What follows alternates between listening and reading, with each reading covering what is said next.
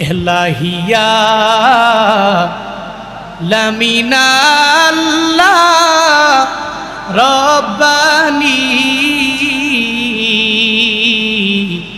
ইসমাইলকে দেন গো নবী কুরবানি ইসমাইলকে দেন গো নবী কুরবানি। চলো বাবা চলো ইসমাইল দাওয়াতে,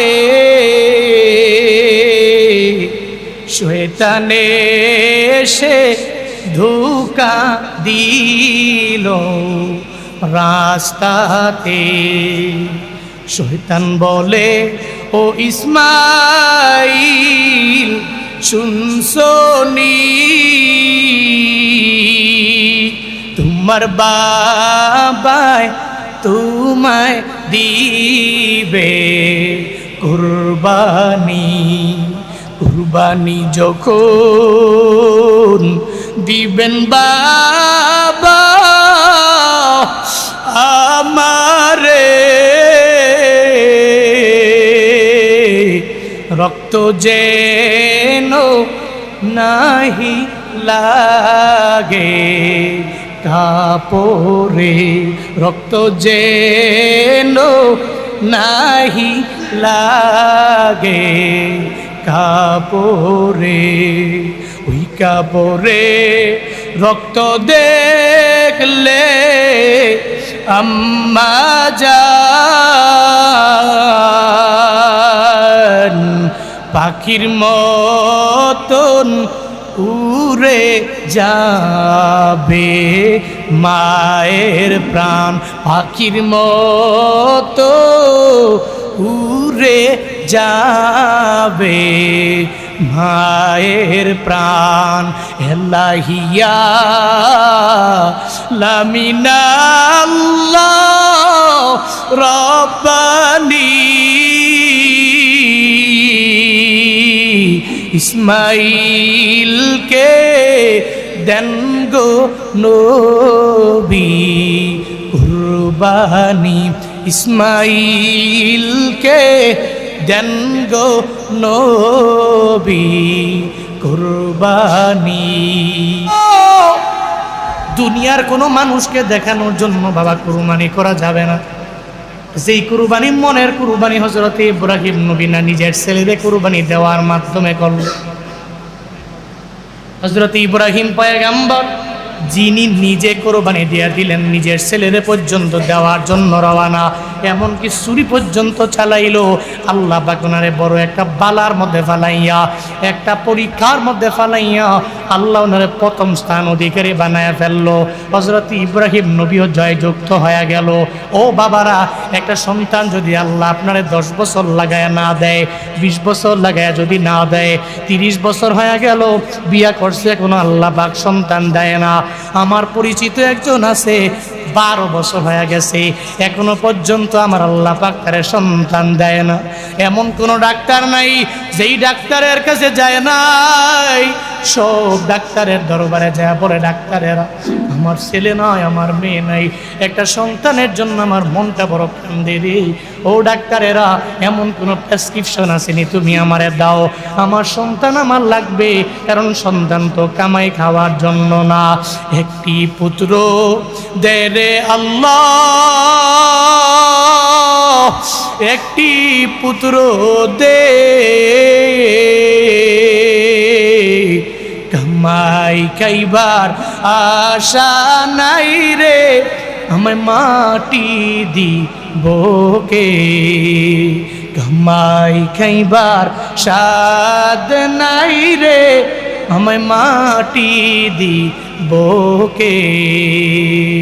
সন্তান আমার লাগবে, ওই সন্তান কামাই খাওয়ার জন্য আমার প্রয়োজন নাই, বরং আমায় মাটি দেওয়ার জন্য তো আমার একজন ছেলে লাগবে। 12 বছর হয়ে গেল, একটা সন্তানের জন্য পাগল হয়ে গেল। এমন কোনো ডাক্তার নয়, বাংলাদেশে সব ডাক্তারের দরবারে দৌড়ায়, কিন্তু আল্লাহ যদি না দেয় কোনো ডাক্তার তো দিতে পারবে না। হযরত ইব্রাহিম জাতির পিতা, ওই পয়গম্বর 120 বছর হয়ে গেল, আল্লাহ পাক ইব্রাহিম নবীর কোনো সন্তান দেয় না। 90 বছর বিবি হাজেরার বয়স যখন হয়ে গেল, আল্লাহ পাক সন্তান দেয় না। একটা পর্যায়ে ইব্রাহিম নবী আড়ালে দাঁড়াইয়া দোয়া করে আল্লাহর দরবারে বারবার বলে, রব্বি হাবলি মিনাস সলিহিন।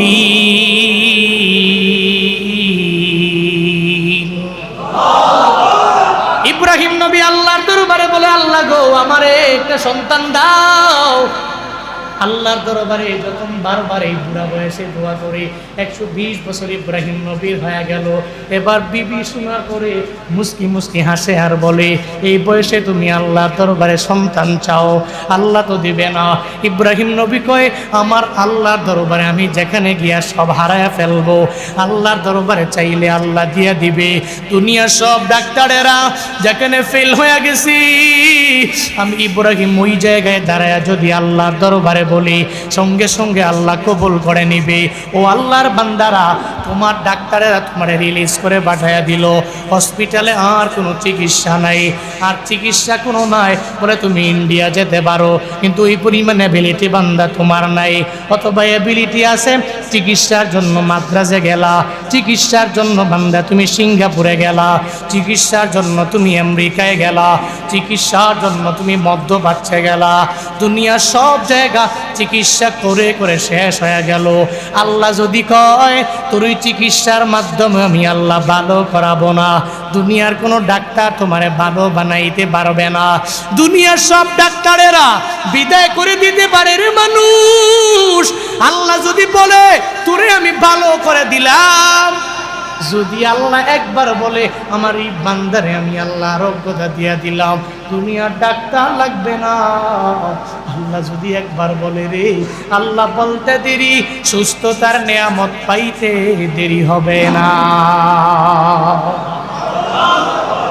দুনিয়ার মানুষ ডাক্তারের সন্তান দিতে পারে না, আল্লাহ পাক দিতে পারে কি পারে না? পারে কি পারে না বলেন না? ইব্রাহিম নবী বলে, ও বিবি রে, তুমি যে বলো আমার মাওলাকে আমারে দিতে পারবে না, 120 বছর বয়স হয়েছে আমার, তো কি হয়েছে? আমি আল্লাহর দরবারে বললাম। বারবার ইব্রাহিম নবী আল্লাহর দরবারে বলে, আল্লাহ গো, একটা সন্তান তুমি আমারে দিয়া দাও, যাতে করে আমার পরে আমার সন্তান দ্বীনের খেদমত করতে পারে, ইসলামের জন্য যাতে করে কবুল হয়ে যায়। ইব্রাহিম নবী দোয়া করতে লাগলো। আল্লাহ কয়, যা যা আমার খলিল ইব্রাহিম রে আমি একটা সন্তান দিয়া দিলাম। ফাবাশশারনাহু বিগুলামিন হালিম। বলেন আল্লাহু আকবার। আল্লাহ পাক বলেন, আমার খলিল, আমার বন্ধু ইব্রাহিম নবীর দোয়া আমি কবুল করে নিলাম। এত লং জার্নিতে আমি তারে সন্তান দিলাম না, 120 বছর বয়সে এবার আমি তারে সন্তান দিয়া দিলাম। ফাবাশশারনাহু বিগুলামিন হালিম। আল্লাহ পাক বলেন, ও পয়গম্বর, আমি আপনার এমন একটা সন্তানের সুসংবাদ দিয়া দিলাম, যে সন্তানটা এত পরিমাণে ধৈর্যশীল হবে, সাবিরিনদের অন্তর্ভুক্ত হবে।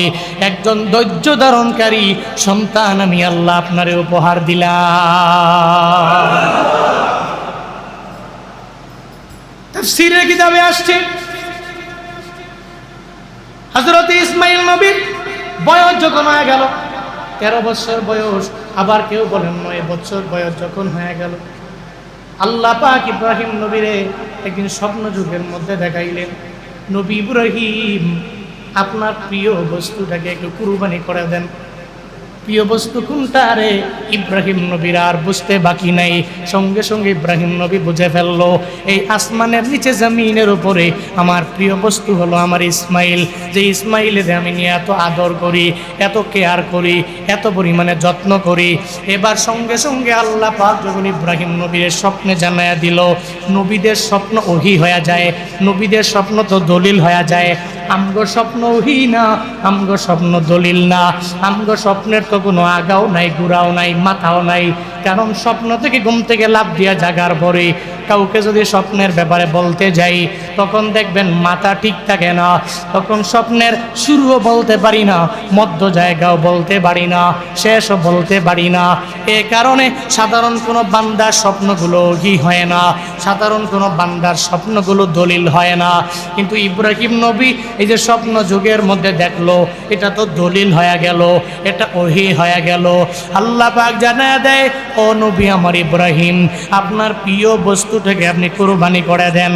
ইব্রাহিম নবীর বুঝতে বাকি নয় যে আমার সন্তান ইসমাইলের ব্যাপারে আল্লাহ পাক আমারে বলছে। ইসমাইলের ডাইকা আইনা সঙ্গে সঙ্গে জানাইয়া দিল। আল্লাহ পাক সূরা সাফাতের ভিতরে এই ব্যাপারে সুন্দর করে বয়ান করে আমগো মদিনাওয়ালা নবীরে আল্লাহ পাক জানাইয়া দিলেন। ইব্রাহিম নবী ইসমাইল নবীর সামনে দাঁড় করাইয়া বলে, ও সন্তান আমার, ইন্নী আরা ফিল মানাম, আমি স্বপ্নে দেখেছি ও সন্তান আমার, ওই স্বপ্নের ভিতরে আন্নী আসবাহুকা, আমি তোমাকে জবাই করতেছি, এটা আমি স্বপ্নের মধ্যে দেখলাম। ফাংজুর মাজা তারো, এই ব্যাপারে তোমার মন্তব্য কি, তুমি আমারে বলো, তোমার কমেন্ট কি এই ব্যাপারে তুমি আমারে বলো, তোমার মন্তব্য তুমি তোমার বাবারে জানায়া দাও। একজন বাবা হইয়া সন্তানের জিজ্ঞাসা করে, আমি তোমারে জবে করি, এই ব্যাপারে তোমার মন্তব্যকে তুমি আমারে জানাও। বান্দারে, বাবা হইয়া ছেলেরে বলে, আমি তোমারে কুরবানি দিয়া দিলাম, তোমার মন্তব্যকে তুমি আমারে বলো। এটা কেন বলছে? বলে ইসমাইল নবীরে বলার পরে তো ইসমাইল নবী না করলেও তো ইব্রাহিম নবী জবাই করবে, কারণ এটা দুনিয়ার কোনো ব্যক্তির আদেশ না, এই আদেশ একজনের, চিল্লায়া বলো তার না। এই আদেশ আমার আল্লাহর। ইসমাইল নবী যদি বারণ করে, এরপরে ইব্রাহিম নবী ইসমাইলের জবাই করে ফেলবে, এটা জানে, এরপরেও কেন তারা জিজ্ঞাসা করে, সন্তান রে তোমার এই ব্যাপারে মন্তব্য কি, তুমি আমারে জানাও। সন্তানের ইমানটারে পরীক্ষা করার জন্য এবার সন্তানটাকে জিজ্ঞেস করার পরে সন্তানটা জানায়া দেয়, ও বাবা আমার, কলাইয়া আবাতি ফাল মা তুমার সাতাজিদুনি ইনশাআল্লাহ, ইনশাআল্লাহু মিনাস সাবিরিন।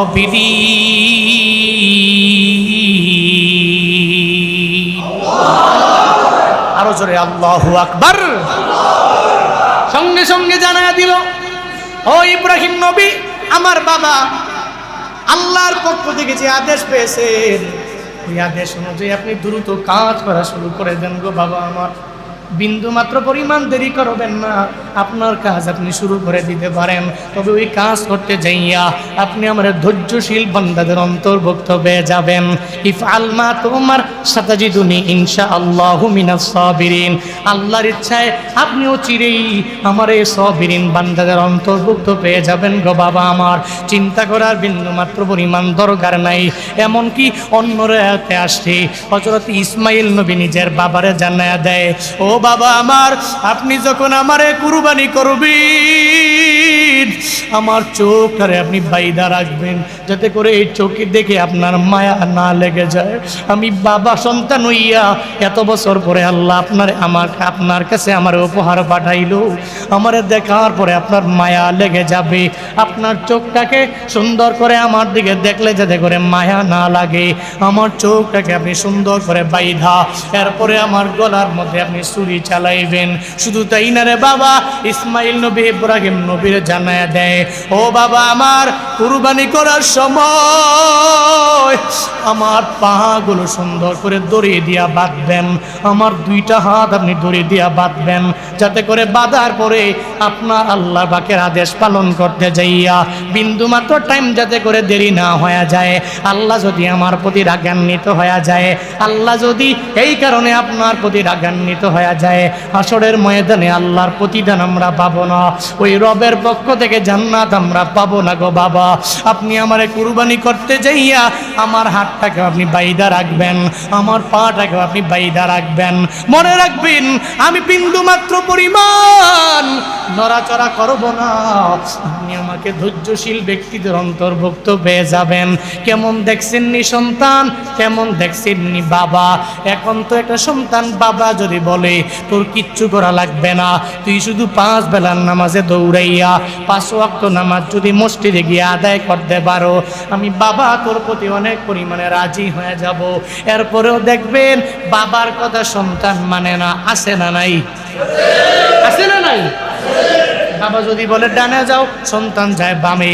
বাবা যদি বলে সামনে যাও, সন্তান যায় পেছনে। বাবা বলে একটা, সন্তান করে আরেকটা। না রে, সন্তানের এটা করা যাবে না, বরং বাবা যা বলে সুন্দর করে মানা লাগবে। ইব্রাহিম নবী ইসমাইল নবীরে জানায়া দিল, ইসমাইল রে মিত্রে কুরবানি করে মন্তব্য জানাও। বলে আপনি কুরবানি করতে পারেন, কোনো অসুবিধা নাই। সঙ্গে সঙ্গে বিবির কাছ থেকে বিদায় লইয়া এবার ইসমাইল নবীরে সঙ্গে করে লইয়া ইব্রাহিম নবী যখন রওয়ানা, প্রতিমধ্যে শয়তানে ওয়াসওয়াসা দিল। শয়তান বলে, ইসমাইল রে তোমার বাবায় তোমারে কুরবানি করবে, তোমার বাবায় তোমারে কুরবানি করবে, মেরে ফেলবে, বাবার কথা মাইনো না। ইব্রাহিম নবী বলে, না রে সন্তান, তুমি ওরে পাথর মারো। যখন পাথর মারলো 3 জায়গায়, শয়তান বারবার ঢুকা দেয়, কিন্তু ইব্রাহিম নবী ইসমাইল জানায় দেয় পাথর মারো। পাথর মারার পরে শয়তান দূরে চলে যাবে। ওই জায়গায় আজও পর্যন্ত ওই জায়গার মধ্যে মিনার ময়দানে ওই হাজিরা পাথর মারে কি মারে না? মারে কি মারে না? এজন্য হজের কার্যাদিগুলো যেগুলো অধিকাংশই দেখবেন সব ইসমাইল ইব্রাহিম নবী আর হাজেরার সাফা থেকে মারওয়া দৌড়ানো, জমজমের কূপ, এই সমস্ত কিছু আমাদের জাতির পিতা ইব্রাহিম আলাইহিস সালাম, ইসমাইল নবী আর ওনার স্ত্রীর সমস্ত কার্যাদিগুলো এখন আমাদের হজের নিয়মাবলী। পড়বেন না আল্লাহু আকবার। ইব্রাহিম নবী এবার ইসমাইল নবীরে নিয়ে রওনা, চলো তোমারে জবে করো, কুরবানি করো। অনুমতি নিয়ে নিছে। তোমার মন্তব্য কি? মন্তব্য হলো আপনি আমার ধৈর্যশীলদের অন্তর্ভুক্ত পাবেন, এমনকি আমার আপনি বাইধা সুন্দর করে শোয়া রাখবেন, যাতে করে আমি নড়াচড়াও করতে না পারি। আল্লাহ পাকের আদেশ পালন করতে যে তাতে বিন্দু মাত্র সেকেন্ড পরিমাণ দেরি যাতে না হয়। এই কারণে যাতে দেরি না হয়, সন্তানের পক্ষ থেকে অনুমতি লইয়া যখন রওনা, মায়ের কাছ থেকে বিদায় নেয়। ফালাম্মা আসলামা ওয়া তাল্লাহু লিল জাবিন, এবার দুইজনে যখন আল্লাহর উপর আনুগত্য, আল্লাহর আনুগত্য পরিপূর্ণ মেনে নিল, ইব্রাহিম নবী রবের আনুগত্য মেনে নিল, ইসমাইল নবী আনুগত্য মেনে নিল। আনুগত্য মাইনা যখন চলে গেল ইসমাইল নবীরে জবাই করার জন্য, ওয়াতাল্লাহু লিল জাবিন, আল্লাহ পাক জানায়া দেয়, নবী হে, ইব্রাহিম নবী আর ইসমাইল নবীর ওই পরীক্ষার ব্যাপারে আমি আপনারে জানায়া দিলাম। এবার বাবা হইয়া ছেলের উপর করে শোয়া দিল, ছেলেরে আমি তোরে কুরবানি দিব। যখন শোয়া দিল, নিজের তরবারিটা যখন চালাবে, সঙ্গে সঙ্গে আমার মাওলার ডাক দিয়া দিল, ও পয়গম্বর আর ছুরি চালানো লাগবে না। ওয়ানাদাইনাহু আইয়া ইব্রাহিম কদ সাদ্দাকতার রুয়া ইন্না কাযালিকা নুজিল মুহসিনিন। সঙ্গে সঙ্গে আল্লাহ পাক ইব্রাহিম নবীরে ডেকে জানায়া দিল, ও আমার খলিল বন্ধু ইব্রাহিম আর ইসমাইল নবীরে আর কোরবানি দেওয়া লাগবে না। আল্লাহ আমি ইব্রাহিমরে ডাক দিলাম আর তারে জানায়া দিলাম, আমার খলিল আমার বন্ধু, আপনার আর ওই জায়গার ভিতরে কোরবানি করা লাগবে না। আমি আপনারে পরীক্ষা নেওয়ার জন্য এটা করলাম। কদ সাদ্দাকতার রুইয়া, আপনি আপনার স্বপ্নটারে আপনি বাস্তবায়ন করে ফেললেন, আপনার স্বপ্নটা বাস্তবায়ন হয়ে গেছে। চিন্তা করার আর কোনো দরকার নাই, চিন্তা করার কোনো প্রয়োজন নাই। ইন্না কাযালিকা নুনজিল মুহসিনিন, যারা আমার সৎ বান্দা হয়ে যায়, আমি রব মাঝে মাঝে এরকম এদের প্রতিদান দেওয়ার জন্য পরীক্ষা করি। এর মানে শিক্ষা হলো, যদি আপনি মুমিন হন, বিপদ আপনারই আসবে, মুসিবত আপনারই আসবে। আপনি বিপদে পড়বেন, আপনি মুসিবতের মধ্যে পড়বেন, তবে মন ঘাবড়ানো যাবে না রে বাবা। যারা মুমিন এরাই বিপদে পড়ে, এরাই মুসিবতে পড়ে, ঠিক কিনা? আর দুনিয়া সিজনুল মুমিন ও জান্নাতুল কাফির। দুনিয়াটা মুমিনদের জন্য জেলখানা, কাফেরদের জন্য বলে না, কাফেরদের জন্য, মুমিনদের জন্য জেলখানা, কাফেরদের জন্য হচ্ছে বালাখানা, কাফেরদের জন্য জান্নাত, কাফেরদের জন্য এটা ভালো লাগার এবং সমস্ত ভোগ্য সামগ্রী এগুলো ভোগ করার জায়গাদের জন্য দুনিয়া। কিন্তু আমগো আখেরাত, আর দুনিয়া মাজরাতুল আখেরা, আর দুনিয়া ফানিয়া ওয়াল আখিরাতু বাকিয়া। মুমিন তো মনে করে দুনিয়া তো ধ্বংস হয়ে যাবে, আখেরাত এমন একটা জায়গা ওটা ধ্বংস হবে না, খালি বাকি থাকবে। যে জান্নাতে ঢুকবে তো আবাদান আবাদা খালিদিনা ফিহা লা ইয়াবগুনা আনহা হিওয়ালা। জান্নাতে ঢুকছে তো ঢুকছে, ওখান থেকে তো বের হবে না, বের হওয়ার প্রয়োজন নাই, আবাদান আবাদা ওই জায়গায়। তো দুনিয়ার ভোগ্য সামগ্রী এই 70-80 বছরের জিন্দেগির চাইতে আখিরাতের জান্নাত কি দামি না কম দামি? দামি না কম দামি? অনেক পরিমাণে দামি। এটা মুমিন মনে করে। এজন্যই তো মুমিন দুনিয়ার লোভ লালসা, দুনিয়ার বিভিন্ন হতাশা, এগুলোতে মুমিন ঘাবড়া যায় না। ও মনে করে ওয়ালা নাবলুওয়ান্নাকুম বিশাইইন মিনাল খাউফ ওয়াল জু' ওয়া নাকসিম মিনাল আমওয়াল ওয়াল আনফুস ওয়াস সামারাত ওয়া বাশশিরিস সাবিরিন। আল্লাহ তো বলছে তোমার আমি পরীক্ষা করব নুকসত দিয়ে মালের, তোমার পরীক্ষা করব তোমার মধ্যকার তোমার বিবি বাল বাচ্চা একজনকে উঠায় নেওয়ার মাধ্যমে, আমি তোমার পরীক্ষা করব তোমার ভয় দেওয়ার মাধ্যমে, আমি তোমার পরীক্ষা করব তোমার ফসলাদি কমায়া দেওয়ার মাধ্যমে, আমি তোমার পরীক্ষা করব তোমার ফল ফলাদি কমায়া দেওয়ার মাধ্যমে। তোমার পাশের খেতে ঠিক মতোই হয়, তোমার খেতে হয় না, কারণ কি? আমি তোমার পরীক্ষা করতেছি। মুমিন এই আয়াতকে অনুসরণ করে যখন চলে, ও ডিপ্রেশনে পড়ে না, ও হতাশায় পড়ে না, ও মন ঘাবড়ায় না। মুমিন সাবিরিনদের অন্তর্ভুক্ত হয়ে চলে। আর সাবিরিন যারা, এদের জন্য আসবরু, যে ব্যক্তি সবর ধৈর্য ধারণ করে চলবে, বলে জাযাউহু আল জান্নাহ, তার প্রতিদান হলো জান্নাত। সুবহানাল্লাহ পড়েন। আর একটা আওয়াজ করে পড়বেন না?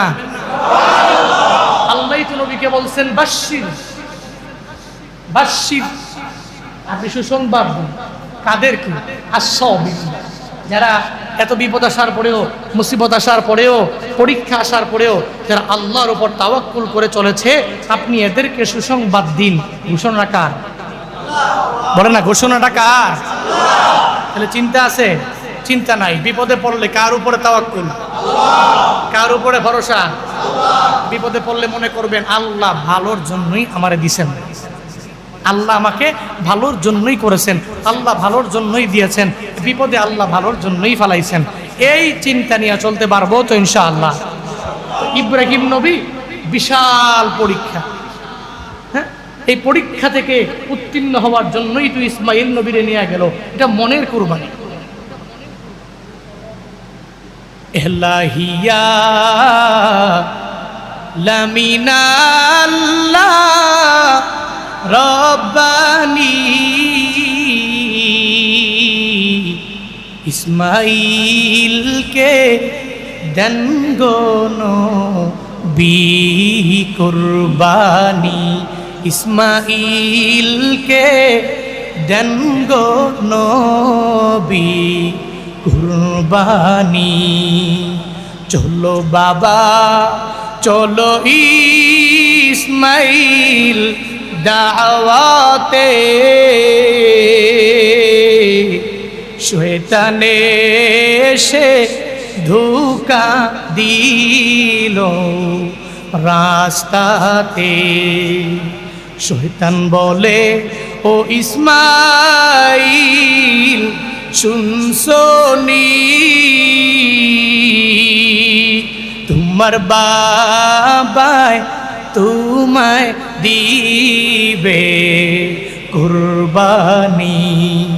কুরবানি যখন দিবেন বাবা আমারে, রক্ত যেন নাহি লাগে কাপড়ে, রক্ত যেন নাহি লাগে কাপড়ে। ওই কাপড়ে রক্ত দেখলে আম্মা জান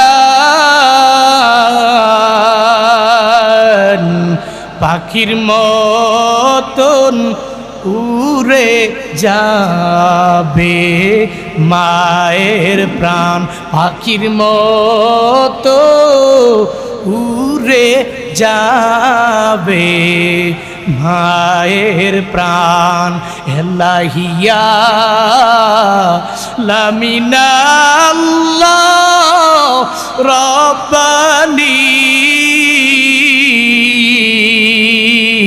ইসমাইলকে দেন গো নবী কুরবানি, ইসমাইলকে দেন গো নবী কুরবানি। ইব্রাহিম নবী ইসমাইলের কুরবানি দিল, কুরবানি দেওয়ার জন্য রওনা হয়ে গেল। কুরবানি হয় নাই, আল্লাহ ওই জায়গায় জান্নাত থেকে একটা দুম্বা পাঠায়া দিল। আল্লাহ পাক ইব্রাহিম নবীরে জানায়া দিল, নবী না না, ইন্না হাযা লাহুয়াল বালাউল মুবিন ওয়া ফাদাইনাহু বিযিবহিন নাযীম। সঙ্গে সঙ্গে জানায়া দিল, ইব্রাহিম নবী আমার, আপনি যেই মুসিবতের মধ্যে পড়লেন, এত বড় বালার মধ্যে আমি আল্লাহ আপনাকে ফাদায়া দিলাম, চিন্তার দরকার নাই। আপনার এক সন্তানকে দুনিয়া থেকে বিদায় করে দেওয়া, জবাই করা তো আমি আল্লাহর মাকসাদ না, এটা আমার উদ্দেশ্য না। বরং উদ্দেশ্য হলো আপনার পরীক্ষা করা। আপনি পরীক্ষার মধ্যে প্রথম স্থানের অধিকার করে ফেললেন। এই কারণে আল্লাহ পাক ইসমাইল নবীর বদৌলতে জান্নাত থেকে একটা দুম্বা পাঠায়া দিল। ওই দুম্বাটা জবাই হয়ে গেল, ইসমাইল নবী জবাই হয় নাই। আল্লাহ পাক ইসমাইল নবীর মনের কুরবানি করলো।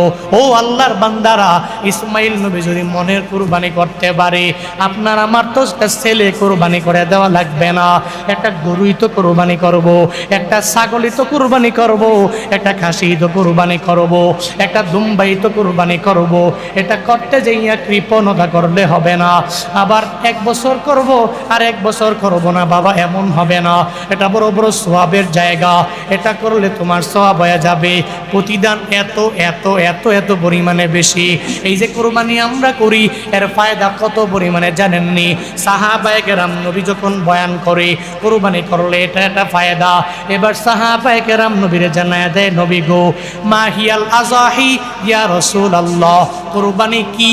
এই ব্যাপারে আপনি আমাদেরকে একটু বলবেন। নবী আমার ডেকে বলে, সাহাবীরা, এটা কি কুরবানি জানোনি? এটা হচ্ছে সুন্নাতু আবিকুম ইব্রাহিম। এটা হলো তোমাদের জাতির পিতা ইব্রাহিম নবীর সুন্নত। এই সুন্নতটা তোমরা পালন করবে, এটা হলো কুরবানি। এবার সাহাবায়ে কেরাম নবীরে প্রশ্ন করলেন, নবী হে, মালানা ফিহা ইয়া রাসূলুল্লাহ, নবী গো, এই কুরবানি করলে আমাদের কি ফায়দা হবে, আমাদের কি প্রতিদান আমরা পাবো? যেহেতু কুরবানের ফাজাইল জানা লাগবে, কুরবানি করলে কি ফজিলত আমার হবে, আমি কি প্রতিদান পেয়ে যাব। ও বান্দারা, তোমরা শুনে যাও, আল্লাহ পাক কত বড় প্রতিদান আমার তোমার জন্য রাইখা রাখছে। এবার নবী জানায়া দেয় সাহাবীরা রে, একটা উম্মত যদি আল্লাহকে রাজি করার লক্ষ্যে যদি কুরবানি করে, নবীজি বলেন বিকুল্লি শাআরাতিন হাসানা, ওই কুরবানির পশুতে যতগুলা চুল আছে, ওই চুল পরিমাণ সওয়াব আল্লাহ বান্দার আমলনামায় দিয়া দিবে। সাহাবায়ে কেরাম ডেকে বলে, ও পয়গম্বর, ফাসুফ, আরবিতে বলা হয় সুফ। এই সুফ মানে হচ্ছে পশম। কি বলো না, কি শাআরা, এর মানে হচ্ছে চুল, একটা চুল, শাআরা, এই চুল। নবীজি বললেন চুল যতগুলো আছে ওই পরিমাণ সওয়াব দিবে। এবার সাহাবীরা আর একটু বাড়ায়া কইছে, সাহাবীরা তো চায় কোন কাজটা করলে, কোন কথাটা বলার মাধ্যমে নবীর জবান থেকে একটা কথা বের হবে, আমাদের প্রতিদানের মাত্রাটা অটোমেটিক বেড়ে যাবে। এটা সাহাবায়ে কেরাম একটা ক্লেভারের পরিচয় দিয়ে নবীর কাছ থেকে খালি প্রশ্ন করতেন, নবী উত্তর দিতেন, প্রশ্ন করতেন, উত্তর দিতেন, প্রশ্ন করতেন, উত্তর দিতেন। এই জন্য সাহাবায়ে কেরাম অসংখ্য হাদিস আমি নিজের চোখে পড়ছি, দেখছি। সাহাবায়ে কেরাম যায় আর গিয়া প্রশ্ন করে নবীরে কয়, নবী আউসিনি, আমার উপদেশ দেন। নবী গো, আপনি আমার একটা আদেশ দেন, আমার একটা উপদেশ দেন, এটা দিলে আমি এটা দিয়ে বাস্তব জীবনে আমল করব। এরা নবীর কাছে বলে বলে বলে বলে খুঁজে খুঁজে আমল বের করছে। তো এবার সাহাবায়ে কেরাম বলে, তাইলে ফাসুফ, পশম পরিমাণ সওয়াব কি দেওয়া হবে কিনা? নবীজি বলেন, বিকুল্লি শারাতিম মিনাস সুফি হাসানা। ও আম্মতেরা, শুধু তাই না, চুল পরিমাণও না, বরং এটা পশুর ভিতরে যত পরিমাণে পশম থাকবে রে, ওই পশম পরিমাণ, চুল পরিমাণ সওয়াব আল্লাহ তোমার আমলনামায় দিয়ে দিবে। আল্লাহ যদি আমারে আপনারে সওয়াব দেয়, প্রতিদান দেয়, আল্লাহর খাজানায় কমতি হবে। দুইজনরে দিলে কমতি হবে, সবাইরে দিলে কমতি হবে। এই জন্য বিকুল্লি শারাতিন মিনাস সুফি হাসানা, পশম পরিমাণ সওয়াব আল্লাহ পাক আমলনামায় দিবে, চুল পরিমাণ সওয়াব আল্লাহ আমলনামায় দিবে।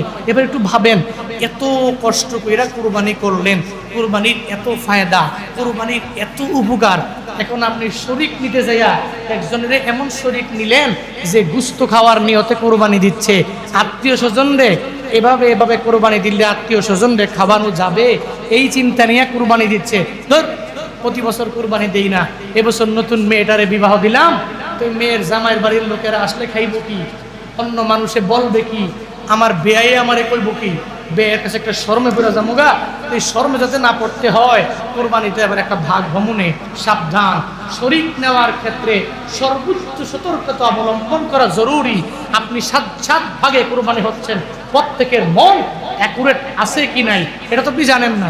এই জন্য তাদের সাথে কথা বলে বলে বলে বলে সুন্দর করে বৈশা ইমাম সাহেব যারা আছেন পরামর্শ করিয়া এই 7 জন মিলিত হয়ে এরপরে কুরবানি দিবেন। মনে রাখবেন, মাসআলা হলো এই 7 জনের ভিতরে যদি একজনের মনের ভিতরে গলদ থাকে, নিয়ত যদি সহি না থাকে, নিয়ত যদি ভুল থাকে, তাহলে একজনের কারণে 7 জনের কুরবানি আল্লাহর দরবারে কবুল হবে না। ওরে নাউজুবিল্লাহ। এজন্য সাবধান, এত বড় সওয়াবের কাজ আপনি করতে যাচ্ছেন, একজন শরীক নিলেন, পুরো ঝামেলার কারণে আপনার কুরবানিটাও গেল, এটা করা যাবে। চিন্তা করতে হবে। আপনি নিজের মনটাকে ফ্রেশ রাখবেন, বাকি যারা আছে সবাই নিয়ে বসে সাবধান, মন ফ্রেশ রাখবেন। আরে গোস্ত তো আমরাই খাবো, কি আমরাই খাবো, নিয়ত দরকার কি? নিয়ত রাখলেন যে আমি আল্লাহর জন্য কুরবানি করলাম। কার জন্য? কার জন্য বলেন না ভাই, কার জন্য? আল্লাহর জন্য কুরবানি করলাম, এটা নিয়ত করলেন। গোস্তটা আপনি খাইলেন, গোস্ত কি আল্লাহ নিবে? ফেরেশতারা নিবে? আম্বিয়ারা নিবে? পয়গম্বররা নিবে? হ্যাঁ, আমরাই খাবো, আত্মীয়স্বজনরাই খাবে, সমাজের লোকেরা খাবে, গরিব মিসকিনরা খাবে, অসহায় এতিমরা খাবে, দুস্থরা খাবে, মাদ্রাসার এতিম ছেলেমেয়েরা খাবে, তাহলে আমরাই তো খাবো, আল্লাহ তো নিবে না। এজন্য চিন্তার দরকার নেই, চিন্তা নাই, খাবেন আপনি, নিয়তটাকে সহি করেন, তাইলে আল্লাহর দরবারে মকবুল হওয়া যাবে। আল্লাহ সহি নিয়ত নিয়ে কুরবানি করার তৌফিক আমাদের সবাইকে দান করেন। একটু মন থেকে পড়েন আমিন, আর একটু আওয়াজ করে জোরে করে পড়েন আমিন। দেখবেন কুরবানি আসলে আমাদের কিছু কিছু ভাই আছে, ওদের গায়ে জ্বালা পড়া শুরু হয়। কেউ কেউ আছে দেখবেন বলবে, কুরবানির সময় এতগুলা গরু একদিনে জবাই না দিলে কি হয়? গরুগুলো একসাথে জবাই না দিয়া পুরা বছরে যদি কিছু কিছু করে জবাই করে দেওয়া যায়, তাহলে মানুষ খাইতে পারবে, ভালো, সমস্যাও হবে না, সবাই ভাগযোগ করে খেতে পারবে। একদিনে এতগুলা দরকার কি? কিছু কিছু সেকুলার যারা ইসলামকে মহাব্বত করে না, ভালোবাসে না, ইসলামের সাপোর্টার নয়, দেখবেন গোপনে গোপনে বলবে, সমাজে কিছু কিছু জায়গায় লুকিয়ে থাকবে। এরা নিজে তো কুরবানি দেয় না, আরেকজনে কুরবানি দেয়, সে উৎসাহিত করে না, ইন্সপায়ার করে না। ও বলে যে এতগুলা গরু কুরবানি দিলে তো সমস্যা, কিন্তু এই যুক্তির বিরুদ্ধে মিডিয়াগুলো কথাগুলো যাবে। এই জন্য বলছি, এই যুক্তির বিরুদ্ধে আমি বলি, হালালে খালি বাড়ে, হারাম যেগুলো ওটাতে বাড়ে না। মনে রাখবেন, হালাল ইনকাম যদি হয় 1 লাখ, এটাতে বরকত দিয়ে আল্লাহ ভরপুর বানায় দিবে। হারাম যদি হয় 10 লাখ, ওটাতে বরকত নেই। ঠিক কিনা? বাস্তবতা। হারাম যদি হয় 20 লাখ বরকত কম, হালাল যদি হয় অল্প আল্লাহ বরকত দেয়, আল্লাহ শান্তি দেয়, আল্লাহ সুকুন দিয়ে ওই পরিবারকে ভরপুর বানায় দেয়। এজন্য গরু খাওয়া হালাল না হারাম? কুকুর হালাল না হারাম? গরু বাচ্চা দেয় কয়টা? কুকুর বাচ্চা দেয় কয়টা? 6টা 7টা 8টা। কি এতগুলো প্রসব করে, এতগুলো প্রসব করলে এই যে হারাম, যে এই কারণে তো দেখবেন দিন শেষে গিয়া খাওয়া যায় না কুকুর, খুব কম। এই বাচ্চাগুলো সবই নিজেই কামড়ে কামড়ে মেরে ফেলছে। বিড়াল, এগুলো বাচ্চাগুলো এতগুলো কই? এগুলো তো কুরবানি করে জবাই করো, খাওয়া হয় না, তো যায় কই? এগুলো যায় কই? হারাম, তো হারামই। এই কারণে হারাম হারামের পর্যায়ে বরকত কম। গরু, ছাগল, খাসি, এই যে পুরা বছর লাগায়া আমরা এক বছরে একটা ঈদুল আজহা আসলে এই গরু এতগুলো কুরবানি করি। কোনোদিন শুনছেন যে বাজারের মধ্যে গরু নাই, বাজারে গিয়ে টাকা নিয়ে ফিরে এসে? শুনছেন কোনদিন? শুনছেন কোনদিন? আমার কাছে মনে হয় কিয়ামত পর্যন্ত শুনবেন না। কারণ কুরবানি করা হালাল না হারাম? গরু খাওয়া হালাল না হারাম? হালালে বরকত দেয় কে? গরু যদিও বাচ্চা দেয় একটা, প্রতিদিন জবাই হচ্ছে বাগমা বাজারে, লালমাই বাজারে, আমরু নবাবপুর বাজারে, ঢাকাতে, উত্তরখানে, দক্ষিণখানে, উত্তরায়, সেক্টরে, মিডিয়ার মার্কেটে, ওরে বাবারে প্রতিদিন 2টা 3টা করে গরু জবাই হচ্ছে। শুনছেন নিজে টান করছে? এটা হালাল। হালালে বরকত দেয় কে? কে বরকত দেয়? এই জন্য আল্লাহ আমাদের সবাইকে এই সমস্ত নিয়ত থেকে হেফাজত করেন, সকলে পড়ি আমিন। ও সমস্ত সেকুলারদেরকে আল্লাহ পাক হিদায়াত নামক দৌলত দান করেন। ঈদুল আজহার সামনে আসছে, যেহেতু ঈদুল আজহার বিষয়ে একটু সামনে হুজুর সামনের জুমাতে বয়ান করবেন। ঈদুল আজহার দিনে আমলগুলো ঠিক মতো করবেন। ঈদুল আজহার দিনের কিছু আমল আছে সকালবেলা, আছে কি নাই? আছে। ঈদুল আজহার দিনে আমল আছে। সকাল সকাল একদম কুইকলি ঘুম থেকে জাগবেন, বা জামাতে এসে ফজরের নামাজটা পড়লেন, বাসায় গেলেন, এরপরে মেসওয়াক করলেন, ওদিন মেসওয়াক করে গোসল করলেন, গোসল করে সুন্দর করে খুশবু লাগালেন, এরপরে শরীয়তসম্মতভাবে একটু সাজসজ্জা করলেন, যেহেতু ঈদের নামাজ তো সুন্দর পোশাকটা পরিধান করলেন, খুশবু লাগিয়ে পোশাক পরিধান করে এরপরে একটা রাস্তা দিয়ে আস্তে আস্তে করে তাকবীরগুলো জুড়ে জুড়ে দিয়ে আল্লাহু আকবার, আল্লাহু আকবার, লা ইলাহা, আল্লাহু আকবার, আল্লাহু আকবার। এই তাকবীর পারেন তো? 9 জিলহজ থেকে 13 জিলহজের আসর পর্যন্ত এই যে তাকবীর, এই তাকবীরগুলো আমাদের দেশে যেমন লাগে, যখন মসজিদ ইমাম সাহেব দেয় আমার খারাপ লাগে মাঝে মাঝে। অনেক মুসল্লি আছে গুফনে গুফনে পড়ে, শরম পায়। এটা করা যাবে না। এই তাকবীরগুলো উচ্চ স্বরে বলিষ্ঠ কণ্ঠে পড়তে হবে। পারবেও তো ইনশাআল্লাহ? এই যে মক্কা মদিনায় কি সুন্দর করে সাউন্ডগুলো হয়, আমার ভালোই লাগে। খুব সুন্দর করে এরা বলে আল্লাহু আকবার, আল্লাহু আকবার, আল্লাহু আকবার, আল্লাহু আকবার, লা ইলাহা ইল্লাল্লাহ, ওয়াল্লাহু আকবার, আল্লাহু আকবার, ওয়ালিল্লাহিল হামদ। কি সুন্দর করে পড়ে, এভাবে সুন্দর করে সাউন্ড দিয়ে, সুর থাকলে সুর দিয়ে উচ্চ স্বরে আল্লাহকে বড় করে আপনি ঈদগাহে যাবেন। এরপর ঈদগাহে জামাত সুন্দর করে প্রতিষ্ঠা করে নামাজ পড়ে আবার ঈদগাহ শেষ করে আবার আসবেন। আল্লাহ আমাদের সবাইকে এই ঈদুল আজহার দিনের সমস্ত আমলগুলো করে ঈদুল আজহার কুরবানি যাতে আল্লাহর দরবারে মকবুল হয়, আল্লাহর দরবারে কবুল হয়, আল্লাহ আমাদেরকে সে আমল করার তৌফিক দান করেন। সকলেই পড়ি আমিন।